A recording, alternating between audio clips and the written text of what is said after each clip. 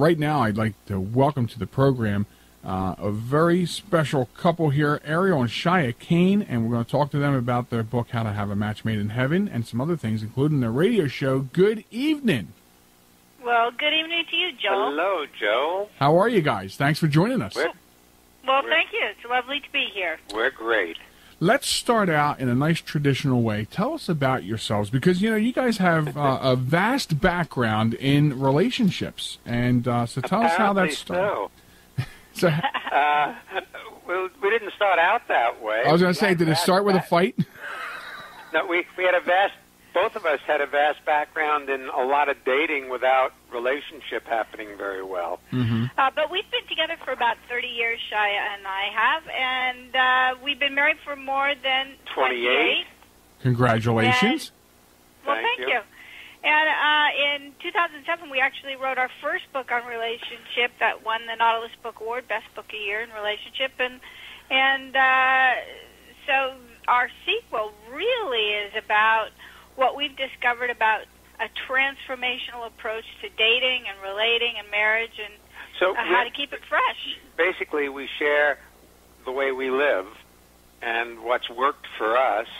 And it's not what we were taught by other people for the most part. It's what we've learned over the last 26 years of leading seminars and workshops. And trial and error. Lots of that. Right. Lots of error. But it wasn't an error. Everything worked. It just didn't work the way we thought it would. And you know, I think you hit a very important point, the trial and error, and the fact that you guys are out there and, you know, doing the seminars, you do the radio show. And you learn as you go, and of course I have a saying that I took from my father. We learn every day we're here, so you learn something different every day, something new every day. And as I was scanning through the book and looking at some different sections, I could tell that there is a lot of experience, you know, and maybe it's a combination, I suppose, of your experience and some experience that you have taken from some other people that you worked with. Yes, both. The primary turning point in our relationship was the moment that I really had this deep experience that in this moment you can only be exactly as you are. And that was about 26 years ago I had this experience, and in that moment I stopped picking on myself. I stopped working on myself. I stopped trying to get enlightened, and the most amazing thing happened. I stopped picking on Ariel. In his thoughts and in his actions. You know how you treat the people around you the way you treat yourself. Mm-hmm. And that's one of the biggest things we've discovered, is that when you're kind to yourself, it really ripples out to the people around you. And then, of course, our book is based on more than 20 videos of us working with individuals and couples. And what's really neat in the book is you actually get links to the videos. So those people who like to go up on the Internet can just follow the links, and they can actually see us working with those people and see their ability to relate, transform in an instant. Right, which is a very good thing about the book, having those links to the videos and such, because, you know, aren't we such a show-me society? You know, it's like, okay, great, this is nice to read, but everybody, it's a show-me society. Let me see what you're talking about. Well, you know, the beauty of this book is that it was written about real people with real life situations, and that you watch them see the way through to the other side like a light goes off. Well, it may be a show-me society, but one of the things that's really neat is when you actually see it work for someone, you get the idea that it could work for you. Did we mention... We finish each other's sentences? We do. You probably noticed it by now. I did notice that, yeah, and I'll tell you why I noticed that, because I wanted to mention that I'm in my second marriage, which is so am I. And we're on our way to 18 years. My first one lasted 6, but we were probably really married about 20 minutes of that 6 years. Yeah. Yes. And so, I mean, I still, you know, after 17 years, I mean, something happened. I mean, after my first relationship, I really didn't want anything to do with women. I was like, you know what, I'll just be a hobbit, hoarding my money, you know, and be happy with it, you know. And then my sister introduced me to my wife now, and it was just something, you know, she came from a bad relationship, I came from a bad relationship, and it just, something just clicked immediately and always, and we do the same thing. We complete each other's thoughts and questions to the point where it's scary sometimes. Yeah, well, it's very convenient, though. It is okay. Yeah, it's convenient sometimes. But do you guys ever get that sense, like, okay, this is creepy? Stop. Well, the trick is not to keep secrets from each other. Right. And it's never creepy. The only thing is that on holidays, I can look at the box and it's like, oh, well, thanks for getting. Because if he thinks about it, I see a picture of what he got me. So we basically don't keep secrets. Yeah, it's very difficult for us to have surprises with each other because we realize it before it happens. But one thing I like about what you just said about your second wife, Joel, is a lot of people out there who think that once they've had a bad marriage or they've come from families where they see all they've ever seen is bad marriages, they think they can't have a good one. It's absolutely not the truth. You just have to keep going. Right. And it's constantly a work in progress, and I think that's sometimes, I try to especially convey that to our daughters, who are both adults, and one of them is single. She's always been single. My other daughter is, married but separated, and she even made the comment once, well, I don't understand why I can't have what you guys have. It's a work. What they don't realize is you have to work on it. You just don't come together and it is. You know what I mean? I don't mean to get too philosophical, too much philosophy, but it isn't. You just don't join hands, put a ring on each other's hands, and the rest just falls into place. That's absolutely true. But, you said something about your first marriage being only married for 20 minutes. Well, I was married in my first marriage for 14 years, and it was an absolute success in that I was occupied while Ariel was growing up. So it kept me occupied, and we met. It was just by happenstance. It wasn't a serious thing. Our first date was not serious. I thought it was just going to be a fling, an evening of fun, and it turned out to be a lifetime. It was a one-night fling that has lasted for 30 years. Wow. But, when you say that you have to work at it, I don't really think of it in terms of working, but I do know that people forget to date each other. They forget to romance each other. They forget that. That is very, very interesting that you say that, because we actually, my wife has been out of work for a year and a half, and so with me, me being the only income, and then I have a computer business on the side, and that keeps me busy. And actually, just a couple weeks ago, not that anything's wrong with the relationship, but we made that exact decision. We said, okay, I have to take a time out from this, or schedule my after job a little differently, since it's my own thing, because we have to get together and do the dating thing as well. So I think we're going to do this a little bit more in this half hour. We're going to be able to compare notes here, because something else, Shya, that you said is how it was convenient while Ariel was growing up. You had that. Now, see, when I met Sharon, my wife now, it was at that moment that I finally realized the term "everything happens for a reason." I never really believed in that. But then I met her, and I do, and I have since, because if you want to get deep and clear your mind and think back, well, if I would have went in the Navy, I did Coast Guard, but if I'd have done the Navy, it was going to be a totally different job. It would have been a career. I would have been all over the world. We wouldn't have met. So while, I was going through my 6 years of hell, and then, she was having a bad marriage, and she actually, escaped from hers and went all the way to Texas, and if her mother didn't have her come back to the East Coast, and then she did not. Actually, her mother got her back together with my sister. They went to school together years and years ago. So, I had come to realize if all these things, the serendipity of everything. Yeah, isn't it? Exactly. If all these things didn't happen exactly that way, exactly. But that's what I realized 26 years ago, the perfection of the moment. That life is really taking care of us if we let it.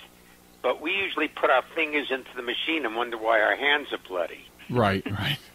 But life really sets you up. I mean, the odds of my meeting Ariel were, unreal.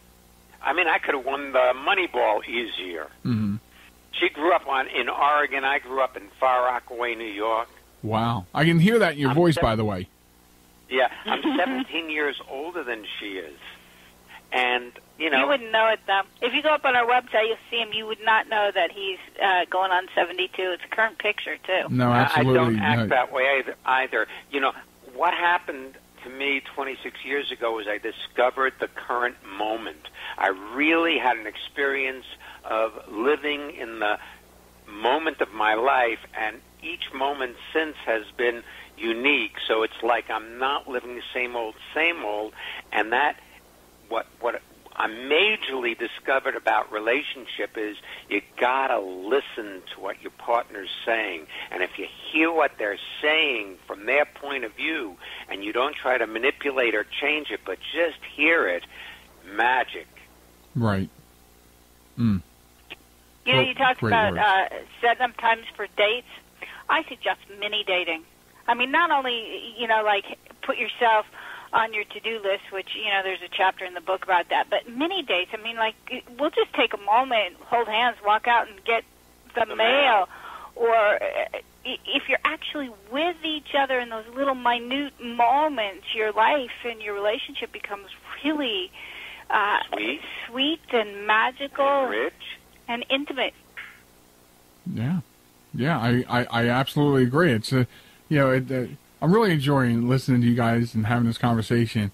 It's you know, it's Ariel incredible. and I work together. We're together 7 days a week, 24 hours a day for the most part, and so it's to maintain rapport, and we don't argue or fight about anything. You know, it's like we've discovered how to hear what each other has to say. The other thing that's big is we don't blame each other for how we're doing or how we're feeling. A lot of people blame the other person for how they feel, as though that other person is the cause of their feelings, and we don't do that. I don't know if this was, folks, this was not planned, but you just actually segued into, I was going to say, let's take one piece of the book and have you guys talk about that, just to, you know, so the audience has an example of some of the things you do. And I highlighted the blame game, because I think that's very important in a relationship. And that section of the book is very good. And I don't know how this happened. It was not planned. Folks, I had not talked to them previously. Anyone who knows me, I do not even talk to my guests before I meet them on the air. That's how I do that. So this was not planned, but you just segued right into that. Well, not bad. Shya is very intuitive. Yeah. We lead courses on intuition, too, you know. So, on the blame game, one of the things that we've found the most successful in the most successful relationships is when you take 100% responsibility for the health of the relationship. But that means that I'm 100% responsible for the health of the relationship, from my point of view. And from my point of view, I'm 100% responsible. So it's not a 50-50 deal at all. There's no, I did my 50%, how about you? But part of the reason why the book is called How to Have a Match Made in Heaven, a transformational approach to dating, relating, and marriage, is because our approach is anthropological. And an anthropologist studies cultures just to see how they're put together. And if you look at it that way, then there's no blame involved in any phenomena in a relationship. Even, I'm not blaming Shya, I'm not blaming myself. It's more a scientific approach where you look and you see what's happening without judging what you see or casting blame. And each of us were born into an ongoing culture where we learned the language and the rules and the standards and the mores, and so we learned how to behave from the role models we had around us. And a lot of us used kids that were 2 or 3 years older than us as role models. Mm-hmm. Wow. And so we learned how to, like, say, oh, it's your fault. To fight. And it's your fault. And you made me feel bad. Well, you know, like,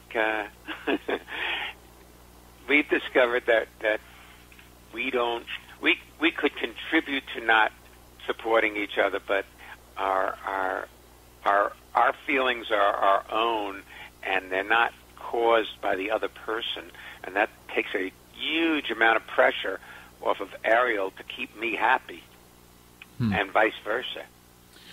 Now, in your work that you guys have been doing for many years, I mean, you know, one of the things that you see a lot of, whether you look around yourself, I mean, not yourself, but if you look around your surroundings, friends, people you know, neighbors, or even branch out more and more and more, I think you see a lot of decline in relationships. And I mean, you know, can you feel good at the end of the day knowing that the work you're doing is saving relationships or saving marriages or helping people with their individual problems that maybe affects their relationship? Yes and no. I feel good at the end of the day. I feel good at the beginning of the day and the middle of the day. So, you know, I feel good. And that, and I love what we do. I love when people discover something outside of what they thought they knew that makes a shift, a quantum shift in the quality of how they experience living. Well, that was actually how this particular book got to be written. We were watching one of the videos of us working with someone. It had been shot, you know, almost a year before, and so we hadn't really remembered the conversation. And we were watching how this woman had one of the archetypical stumbling blocks in relationships. She really, really was at war with her father, and it translated right on down to how she related to her husband. And given the way she related to her father, we didn't feel that her marriage had much of a chance. And it was so wonderful to be able to speak with her and watch her face light up as she saw other possibilities. And so when we saw this video, we realized that it was the basis of a book. And that's where we should start and work out from there. And we actually had her on our radio show almost 2 years after the initial interview to ask her what was happening with her now. And she talked about how she and her father were now not only friends, he was doing things to help raise her children, and she discovered that he was a really wise person, but she had so much hate for him, she wasn't seeing him clearly. And actually her hate for him had kept him, had almost required him to be this terrible, unkind person rather than allow him to progress in his own life. So it was really deeply gratifying, actually, to see how simple it can be. Right. You know, most of us think it's so complex and so hard and has to take so long, but your ability to transform can to relate in an instant. It's an instantaneous thing. The other thing is that there's something about being willing to apologize when you've been unkind to your partner. Right. You know, where you say, I'm sorry, and you mean it. You got to mean it. You can't say it as a manipulation. You know, I'm sorry if you hurt yourself with what I said. Right. No, and I agree. I mean, that's another important thing that you know, in relationships is, you know, and that's a critical piece of your communication work that you have to have. You know, when you talk about being open, not having secrets, your communication. You know, when you hurt your partner, you have to be able to do that. You have to be able to do that from the heart and not just from, you know, the chest or the throat. You know, just because it must be my duty to apologize because, you know, I said this, or, you know, so I totally agree with that. Right. I'm sorry. Now get over it. Never works. Wow. You know, the other thing we really saw, Joel, is a lot of people have gotten so invested in being right rather than being alive. Right, so they keep lists of transgressions, and then they get their friends to agree with them. So their gal friends or their guy friends take their side. And there's almost no possibility for relationship in that. It's about giving up the past and celebrating the moment. Oh, I like that. Celebrating the moment. I like that. And the future hasn't gotten here, and it won't get here until it does. And when it does, it will be a moment of now. So if you discover how to live your life current time with what's happening in your life in the current moment, then life becomes really satisfying and fulfilling. and you stop worrying about what you can't do anything about. You know, Shya, that is very deep. You have obviously been at this for a while. I took my first expedition into enlightenment, trying to become enlightened, in 1961. So I've been doing this for a while, and it became a lifelong goal to become enlightened. And I worked at, I took different courses. We both took. I met Ariel. I was leading a workshop, and she was a participant. But we didn't really meet there. She met me. It took a while to snag him. But she got me. Now, before we run out of time, I also want to focus in on the radio show. You mentioned it, I mentioned it, and I wanted to expand on that because you guys do have a radio program where you help people on the air. I assume call in and whatnot. Yes. Let's talk about that for a moment. Tell us about that. Well, it's on Voice America. It's an internet radio show. It's called Being Here. I sense a theme. Being Here. And the easiest way to find it is to go through our website, transformationmadeeasy.com, and just click on the radio link. And it's not only live on Wednesdays Eastern Time at noon, but we have archived probably 250 or more shows, so on all sorts of different subjects, including a lot of them on relationships. Relationship, sex, intimacy, stress, health. All sorts of things. All sorts of things. Mm-hmm. Wow, so that's even enlightenment as well? Yeah, fun as the accents way. The truth of the matter is, our primary focus was enlightenment, to try to become enlightened. When enlightenment finally caught up with us, which was about 26 years ago, then people started to ask us how it is that we related, because first we transformed as individuals, and then our relationship followed suit.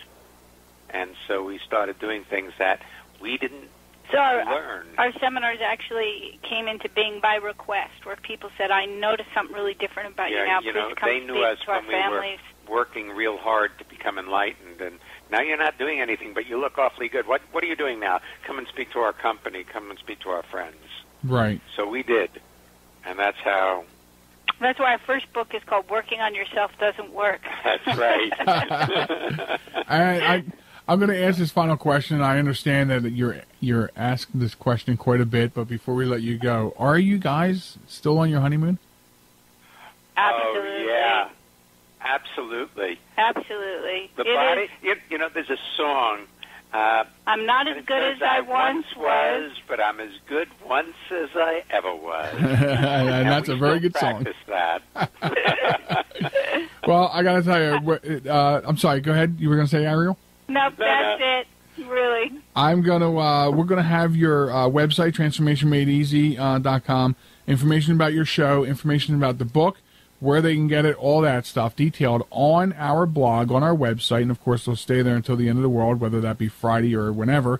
So this is great information. The book, like I said, I went through different sections, and not front to back yet, which I will. Very enjoyable to read and very easy to read. And I want to thank you both very much for your time. It was, just a pleasure to have you guys on the show. Turned out to be even a bigger pleasure to have you on the show than I even knew it could be.